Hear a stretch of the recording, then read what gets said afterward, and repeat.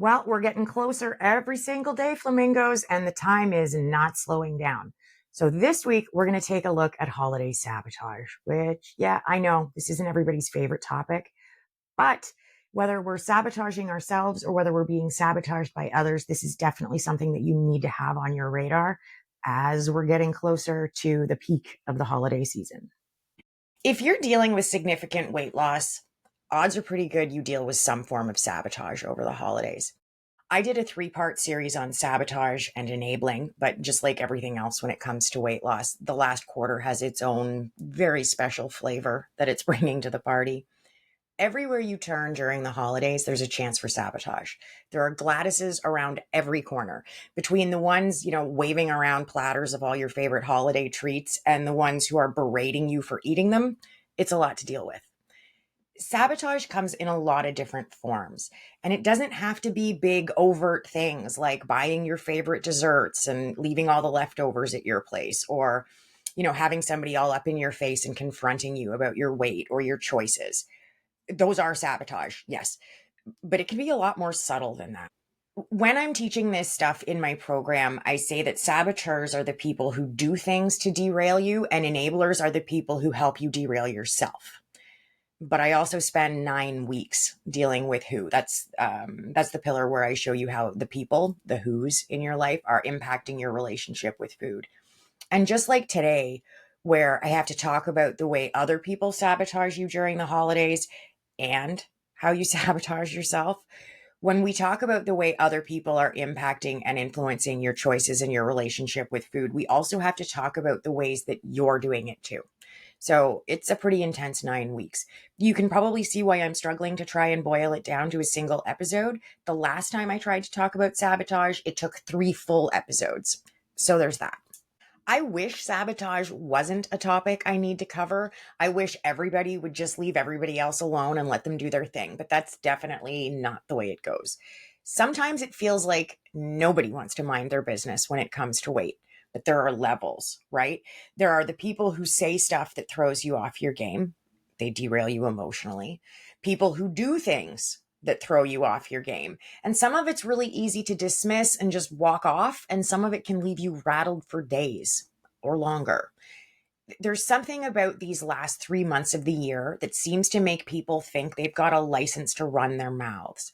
And you end up with these nightmare encounters where they just unload their feelings about your body and your weight, right? People comment on your food choices and your life choices like they're doing you a favor, and it's nuts. How you handle it is going to vary widely, just depending on who it's coming from, what your relationship with that person looks like now, and what you want it to look like later on. There are complicating factors like other people in your life's relationship with that person. I've got people in my life I would love to unload on, but I can't because it won't just affect me. It will impact the other people who are linked to them, the people that we have in common. Our lives don't happen in these isolated little bubbles. And I get so frustrated with blanket advice. What works with one person in one situation isn't always the best thing for somebody else or a different situation. Gently telling cousin Cindy to mind her business, probably not going to be a big deal. Telling your boss's husband off, it might be. Here's something to keep in mind. Usually, the stuff people have to say about you isn't actually about you. I know that's not much consolation at all when you're dealing with it, but it might be enough to help you hold your own tongue when that's the way that you want to handle the situation. Because you might decide that when somebody is sabotaging you, whether it's very tangibly by their words or actions, or whether they're just triggering you emotionally, you might decide that you're going to ignore it. Take the high road, hold your tongue, however you want to frame it. You might decide that's the way to go. And sometimes that's the right call. Sometimes it isn't, but some of the time it is. Knowing that the garbage coming out of somebody else's mouth or, driving their choice to try and sabotage your efforts says way more about how they feel about themselves than it says anything about you at all, right? You have to know that. I don't know what their trauma is that led them to this moment, and I really don't care. My only interest here is in trying to find ways to help you cope with it that aren't some pie in the sky, perfect world scenario. People can be dicks. People say nasty things. That's never all right. But part of the problem is that sometimes what they're saying is striking a nerve because it's also hitting a chord. What they're saying is true. And it's not fun having the truth pointed out to you. Sometimes it hurts. It can be really hard to understand why someone would want to be hurtful. Now, whether it's a coworker with a vicious Secret Santa gift or somebody in your own living room, it sucks. People use words as weapons to sabotage what you're trying to do. They've all probably got their reasons, but I really don't give a shit. You're probably noticing that I'm not giving a ton of examples here because sabotage looks different for everyone. I mean, there's this super obvious shit like your stepsister promising to bring that layered salad you love and you're banking on it to make your calories work, but you had to bring her favorite scalloped potatoes, so you did. And then she decides that she's going to forget all about it and you've got next to nothing to choose from, right? Husbands can really get in the way this time of year too. Aren't food gifts wonderful? Especially if your weight loss is already an issue within the dynamic. I don't wade into these waters often, but we all know somebody who's battling their weight who also has a partner that's on the wrong side of the war. And yeah, I know it might be insecurity or control issues. They don't want to be the fat one. They don't want you to not be the fat one. There's all kinds of stuff that could be going on here. Here's what I know. If your partner isn't on board with what you're trying to do, it sucks and it's hard.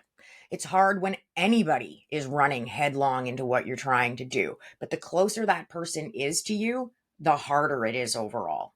Which brings us back to those variables that determine how you handle this stuff. I would love to be one of those coaches who's just like, here's how you handle it when Uncle Milty starts in on whether your ass is bigger or smaller this year. It doesn't matter that it will reflect poorly on your mother or that your cousin Sherry has already apologized for her dad repeatedly. And Gladys, if you're out there with your keyboard all ready to fire one off about how there's never any tolerance for people who make you feel bad about yourself and you should just give that old man a piece of your mind, I've just given you a scenario where, yeah, you might have to suck it up and deal. And again, it's relative. Dynamics are individual. Maybe Uncle Milt is pretty reasonable and he'd be responsive to you asking him to take it down a notch. Maybe that would cause an intergenerational family-wide incident. I don't know your Uncle Milt. Neither do the coaches out there giving this one-size-fits-all advice. Here's what I would do instead of practicing your speech for when you lay into the old guy. 3A way it. If you're new here, the 3A way is my answer to a lot of things. Most things, really. It's a system that I use to work your way through things. That's it.